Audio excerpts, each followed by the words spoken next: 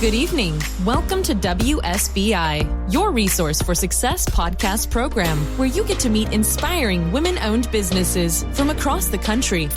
And now, for your host, Kimberly McLemore.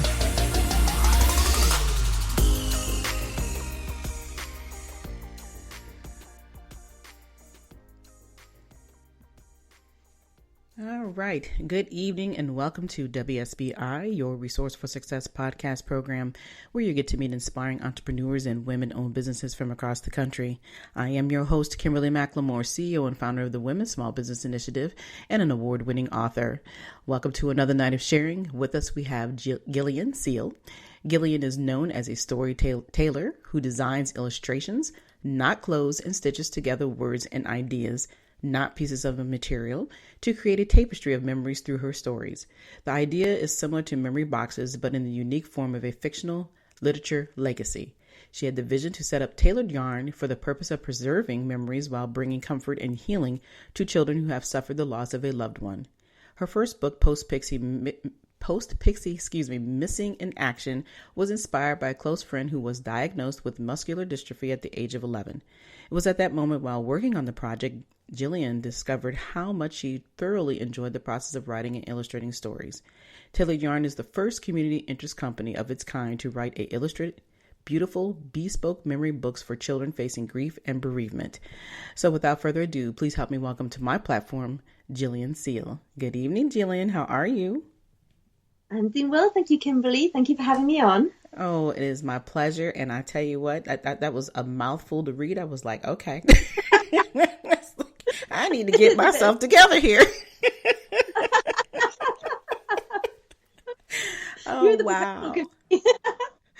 I mean, you have such a uniqueness to your business. So I'm really, really excited about diving in that here in a few minutes. And so, it's always, for me, I'm always about perfection and trying to make sure that everybody truly understands what you are about. And, having this amazing bio about something that's unique is going to be a great story to talk about. But before we do that, why don't you tell the listeners a little bit more about who Gillian Seale really is?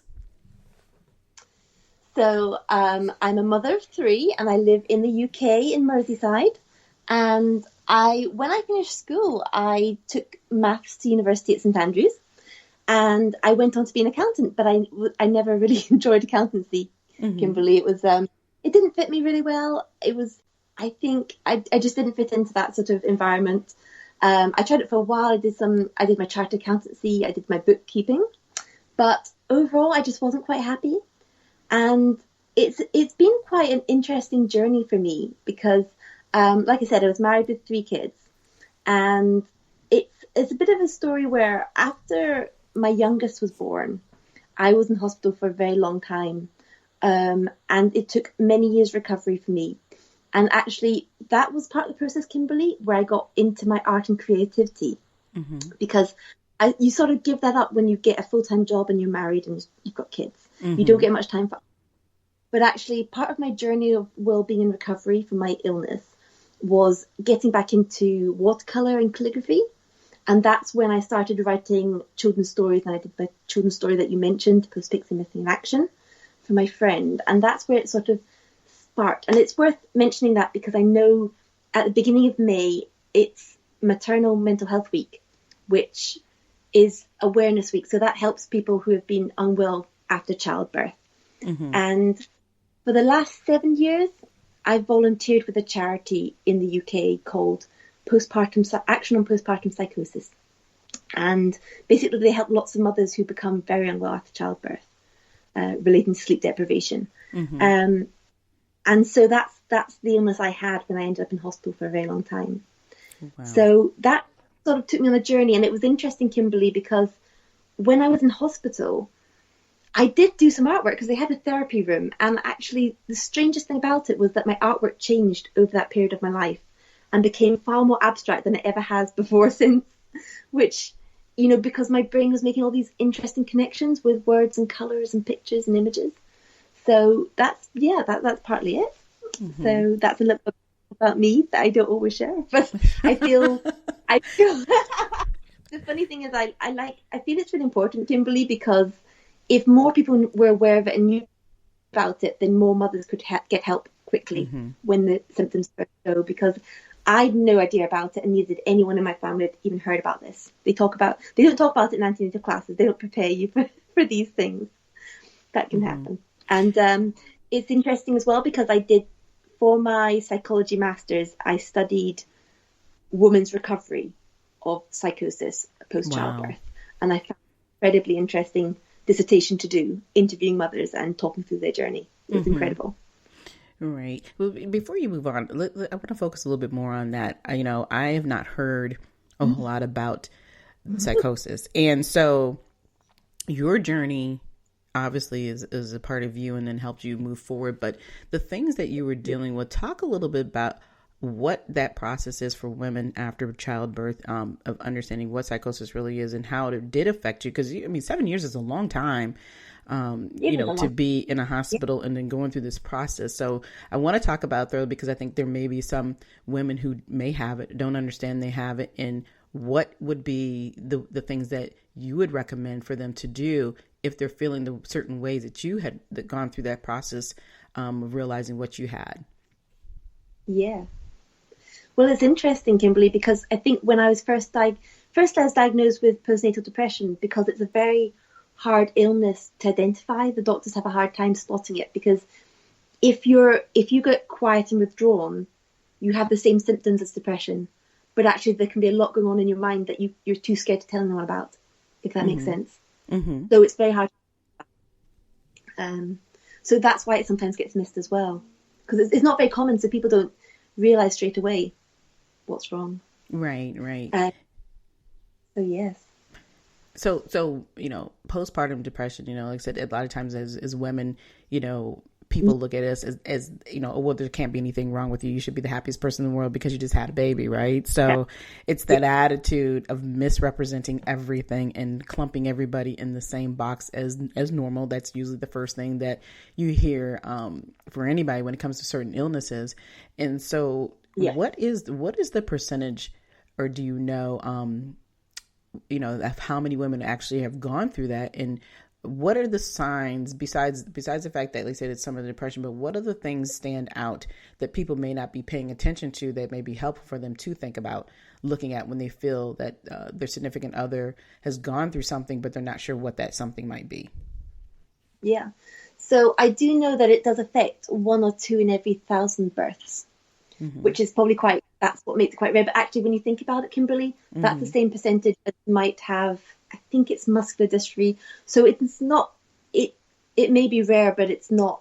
I've met so many women now, but it's partly through the charity work that I do. We meet up in cafes and we get together and they all volunteer for this charity. So I have met so many women, and they're incredible women, and they've all been on our own individual journeys, but there's just something that links us all together. Right. And so I would say that, with the psychosis, you don't just have a side of depression. You can also get anxiety. You can also get mania as well. So you can be, I think it's like, what's interesting as well, Kimberly, is that lots of women who have bipolar diagnosis are put at high risk of psychosis because it's a sort of, and I think some women that I know as well have been diagnosed with bipolar afterwards. So because you can get the two extremes happening quite close together. 1 minute you might feel really low, and the next minute you might have lots of thoughts and get quite agitated or excitable about things. So it's not a smooth journey. You can get both extremes of behaviour. And there's meant to be 3 factors that can contribute to all this. And there's hormones, which obviously in abundance after childbirth. There's stress, which again is quite common, but also sleep deprivation. I do feel that's a very significant one, because they use sleep deprivation as a form of torture, because they know you can't keep everything together in your mind if you're deprived of that. You just can't. You might think you're holding everything together, but you just can't. So I always felt that was a massive factor as well. So I think it's trying to support new mothers as much as you can to have plenty of sleep and to get plenty of rest. Right. Which I didn't do, because obviously you've got a baby to look after and things can get quite stressful. But the good news is it is very, there's a very high chance of making a very good recovery, Kimberly, as well, because I was actually in hospital for a few months, but it took a few years of medication and support from a community mental health team for that recovery. So I would say that from the dissertation I did on psychology, I learned a lot about how it's a lot to do with patient insight. The more you understand the illness and yourself and your own journey, the easier it is to sleep well. Because if you have a bad night's sleep, you're more conscious that you need to make sure you get more sleep the next night, etc. And you can see the signs of a decline, and then you can get more help. So it's understanding your own illness. The patient insight side of it is very important, I would, in recovery. Yeah. Right. And I would agree with that. I mean, so, something like this, is it something of a similar, like a chemical imbalance where, like I said, with all the things going on in our bodies, after having and carrying a child, and then, afterwards, like I said, most people, we consider ourselves being normal, which I don't think for any woman is really considered normal, but those are just the things we're so used to dealing or hearing with, because those are supposed to be the happiest moments of our lives. But beyond, like you said, figuring out that balance of, understanding who you are and what you're going through, is it a part of a chemical imbalance? And is that a part of the reason why medication is so important as well? I think it is. I think, I would say it's very important. I think there's been lots of studies in psychology relating to hormone imbalances and what causes the psychosis. I think there has been studies on that as well. Yeah, definitely. I would say that medication was very important in recovery because, and this is the tricky part, Kimberly, if you feel you're well enough and you stop taking the medication, things can go downhill quite quickly because medication keeps you quite stable. And even I realized after 5 years it was hard to come off the medication because your body is so used to relying on it to get that full night's sleep and to keep your emotions. I could tell a difference in the amount of thoughts I was having because medication sort of dampens them down a bit, I suppose. Right. And then when they came off my medication, I thought my thoughts seemed quite a bit freer. It felt a lot, easier. So yeah, definitely they made a difference. They made an impact. Wow. And I think the other thing I was listening to you say that how important a good night's sleep is, that rest. And I think even for anyone who, and I think about, you've said it several times, and I'm thinking, for anybody, you don't have to have an illness, but that good night rest really makes a huge difference in everything that you do. And I think that a lot of people, the world we live in, we're so used to rushing around and just living off of a few hours here, a few hours there, and not realizing how much we're deteriorating our own selves inside. And even though it may not show on the outside, it really does make a huge difference. And so, listening to what you were saying, that the importance of that balance and getting, what you need in order to be able to function each day so that it can continue to balance with the medication that you have and then all the other things that you're trying to do. I think your story is incredible. And, it's amazing how we don't really know the journeys that we're all on. And that's the purpose of having shows like this, because most of the time when people see you, they think you're normal, right? They think everything is perfect, that you look great, there's nothing wrong with you. And then when you start telling these stories, it all starts to come together. And so now I really want to kind of focus on how all of the journey that you have been on and the things that you went through, how it turned into this amazing, tailored yarn. I know that when I was going through and reviewing your information, that being in school and doing your master's was a part of how it got started. But talk a little bit more about that journey of getting into tailored yarn. Yeah, I think for a long time, Kimberly, it was just at the back of my mind thinking, oh, wouldn't that be a lovely idea to get inspiration from families who have maybe had a traumatic time and difficult time, but to draw on their happy memories and to use that to preserve their memories in a fictional story so that the children can really engage with it. Because I do feel that it's so hard for children to process grief, and their memories can fade quite quickly. They don't have as many memories to begin with. And wouldn't it be a special idea to bring together their favourite holidays, things they do together, places they go, activities, things that are really special to them as a family, and put those into a little story for a child, so that the child grows up with more of a sense of identity of a relative they've loved and lost. Right. So I think I wouldn't have had the confidence, Kimberly, to turn this into a business if it had been by myself. And I guess that's where it comes in. After my illness, I went back to study psychology because I found it a really interesting subject.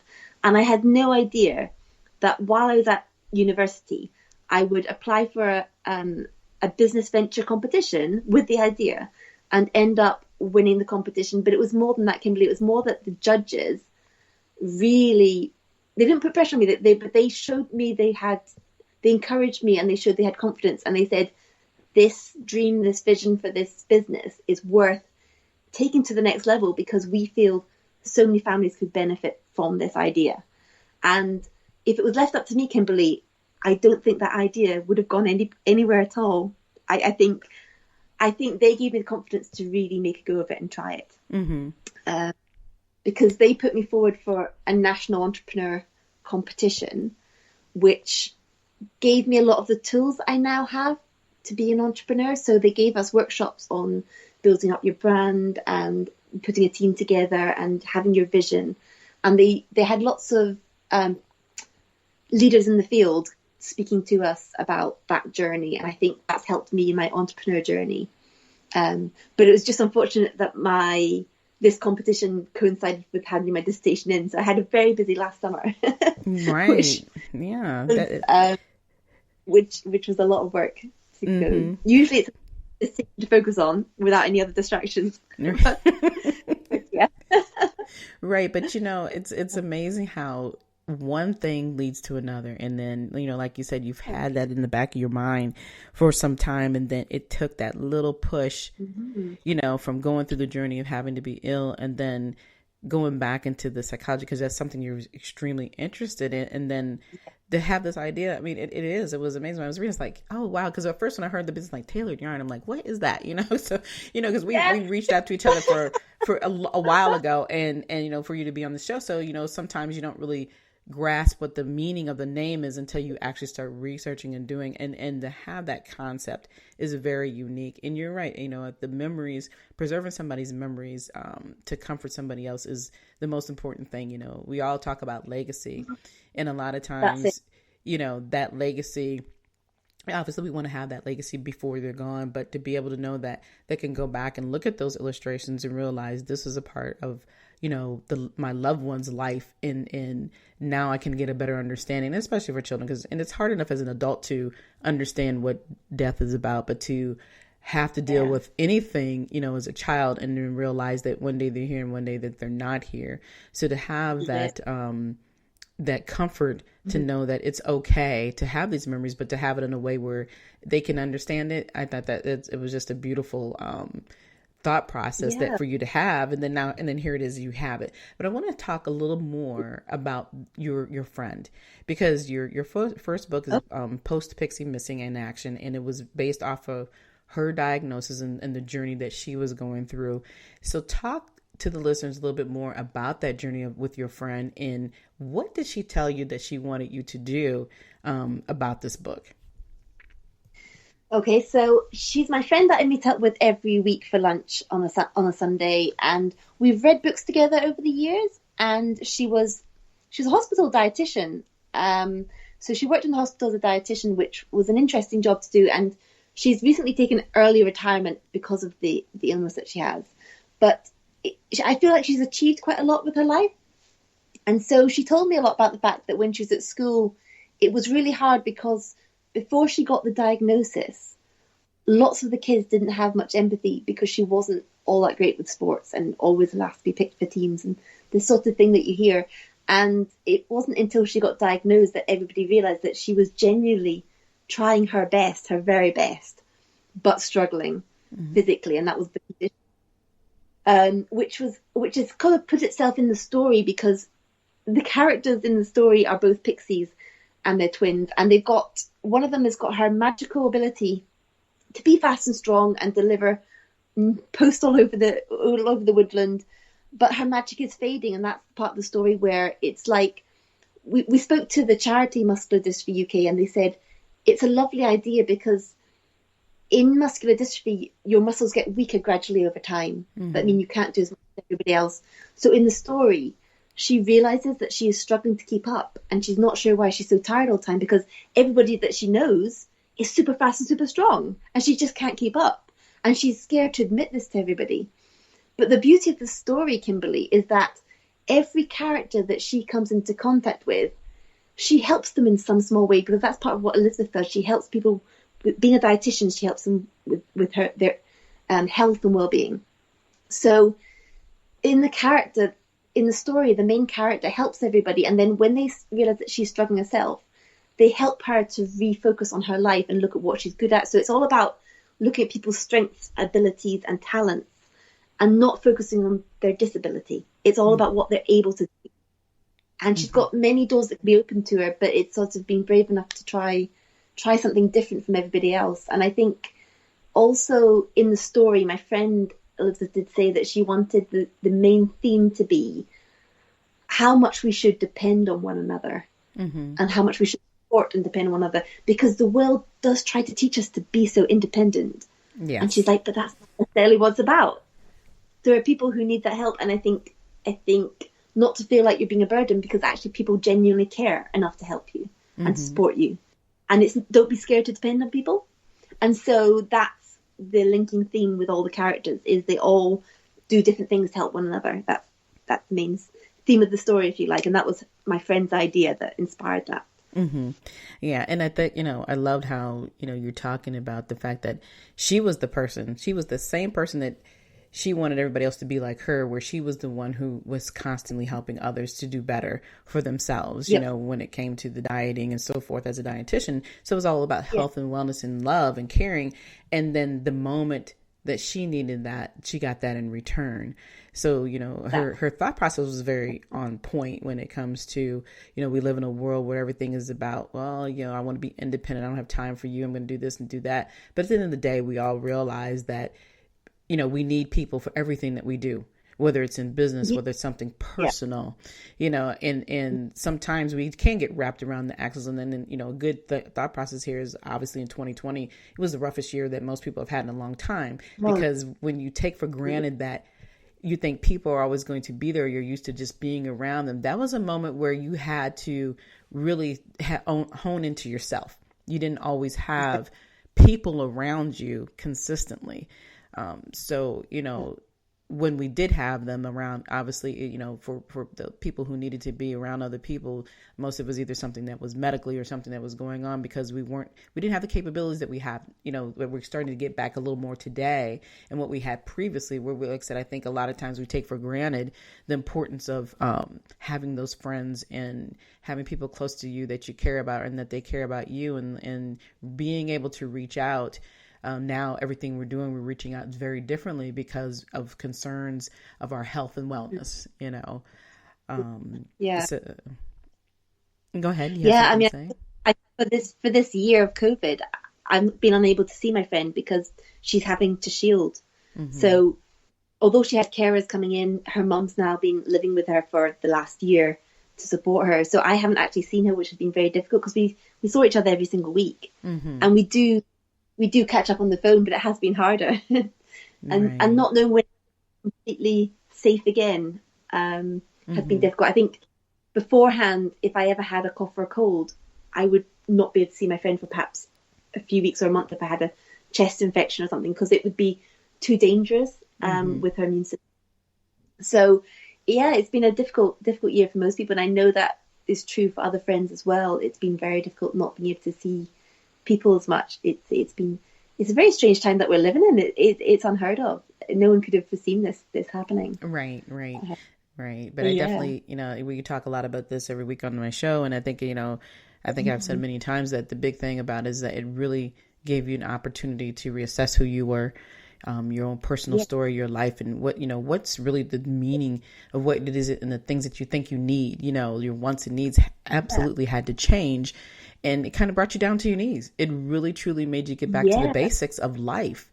And I think, just for me I'm in my 50s. So being a, older person, some of the things that people could never imagine, that was just the simplest things in life, was just to be around family and friends and enjoy the time that you have. And like I said, now we kind of take that stuff for granted, but people are truly realizing how important it is that, you take care of yourself, you follow the rules, and you can get back to some of that normalcy of just a simple hug, that we use sometimes, take it for granted because we think that, I got time tomorrow, and we don't know what tomorrow's going to look like. So, no. It's just amazing that, your friendship has developed something that's very important to the livelihood for many others to come. And I'm praying that her journey continues to be successful and that she continues to get well. And, I know muscular dystrophy is something that you can only control as much as you can, but I'm glad that she is still doing well and that her family is there to continue to support her. And she knows that you're there. So, that's the beauty, even if you can't physically be around each other. Yeah. And she has a very rare condition of it, because I think Dutch-N's muscular dystrophy, it mainly affects the males in the family through the gene. But she's a female carrier with symptoms, which is, you don't come across very often. Wow. Yeah. Interesting. But I think, Kimberly, she's the most incredible person I know. And I think that's how the story was inspired, because she is always so positive, and she's always thinking about other people, all the time. And I think she's touched so many lives. She's got a real focus and a real heart for everybody. And I think that's one thing that I found so inspiring, really. Right. Well, with all of her love that she's touched with everybody else, she's going to definitely get that back twofold. And as she continues to go through her journey, and then sharing the book that you had wrote, Postpixie Missing in Action. So a couple more questions before we end. Sure. Talk about, for the listeners, about what it means to be in business, and what advice would you give them if they decide that they want to start a business? Oh, so I would say I found it particularly, we've only been established for maybe about a year now. So we're still in the very early stages. And I think for the first year, I had to do everything myself. I had to do all of social media on different platforms. I had to do PR, so interviews and podcasts. And I had to do all the admin, the finance, all these different aspects of it, apply for grants. And that's, in some ways, that's the toughest year. And it was also COVID, which sort of made it trickier in a way, because all of the grant funding was frozen. Everything shut down. Wow. You couldn't get grants, which made it hard. I couldn't go into schools as well, Kimberly. I had this book out ready to go. I was going to sell in all the schools I could find, and then they just shut the doors, which, it's hard enough for parents. It's been really difficult. But for a new business that was going to rely on that as an income stream, because I want to give the books away for free, that kind of put a real spanner in the works for me. But I would say it's been a real journey of learning, and sometimes it's best just to go for something, go with your gut, or decide on a way to progress forward, because progressing forward is better than just staying where you are and being too scared of trying something different with the business. So I would probably say that, but also now because I'm a non-profit, I am able to have volunteers, which personally has made a huge difference. And I think businesses would find this, as soon as they can bring people on to help them with the difficult areas of business that they can't do themselves, things do start to get a bit easier. And I think I would say to new entrepreneurs, don't put pressure on yourself to have lots of income straight away, because every single business that starts up takes a long time before they get to the point where they're breaking even and they can start to profit. So don't expect that to happen straight away. You've got to be so patient. You're in it for the long term. It's a marathon, not a sprint. And it's sometimes hard to accept that straight away, but that's what I find, definitely. Yeah, and I hope that helps. No, it is. It's very helpful. And the thing that, like I said, you're still very new, but, it, like you said, it's not about how fast you get there. It's to continue that journey and take it as it comes and learn from everything and those experiences that you're having. Because if you plan on being in business, right away and for long existence, these are things that this is what it's all about. Nothing's ever perfect, but business is what it is. And, like you said, unfortunately, what happened last year, nobody would have ever thought. But, I'm glad that you're continuing to hang in there and keep doing what you're doing, because what you have, tailor yarn, is absolutely unique, and it definitely is something that we all need. So Gillian, why don't you let us know how we can get a hold of you, where we can purchase the books now, and if you have anything else that you have coming out for this year, like do you have any other books that you're thinking about working on, or do you have anything else you would like to share with us this evening? So I think you can get a hold of me. I've got a website, which is www.tailorjarn.com. But if you look up Tailor Yarn on Twitter, Tailor Yarn Stories on Instagram, I'm on LinkedIn as well as Gillian Seale. And so you could find me on any of those platforms. I'm quite keen to engage with people. If you have any questions, come and chat to me. I like engaging with people on those platforms. And in terms of the books on Amazon.co.uk or Etsy. I think the next book that I'm going to do, because I've only got a couple of families who've approached me so far, I've focused on doing a book about the topic we were talking about earlier, Kimberly, which is it's going to be called Mummy's Amazing Rainbow Mind, and this is the book that I'm doing for myself because the story is finished. I just have to do the illustrations work for it. But I think it'll be the first ever book on postpartum psychosis that's ever been written for children, anyway. Because I found a lovely way of describing the illness in the story, because it's about a little boy and his grandfather spending time together while their mum is in hospital, getting better. Wow. And it talks about the artwork that they share together. It talks about the little boy having lots of questions that the adults are perhaps struggling to answer. And the beautiful imagery at the end of the story, Kimberly, is that when they're in the hospital, a vase gets knocked off the windowsill, accidentally it shatters on the floor. And the mother's quite sad about this. But the grandfather sweeps up into a plastic bag and she thinks he's going to throw it in the bin. But actually, she finds out later he goes back to his shed in the garden and he spends hours and hours very carefully and very conscientiously putting every single piece back together of this pottery and hiding those cracks with gold or silver paint, because he knows how special that is. And that sort of represents the time that it takes to heal. And also that you can become more beautiful because of what's happened. Sort of what you've been through in your journey can make you a stronger, more beautiful person at the end. It's not, I was trying to give a very positive message about it. Right. So that was my idea for the next book.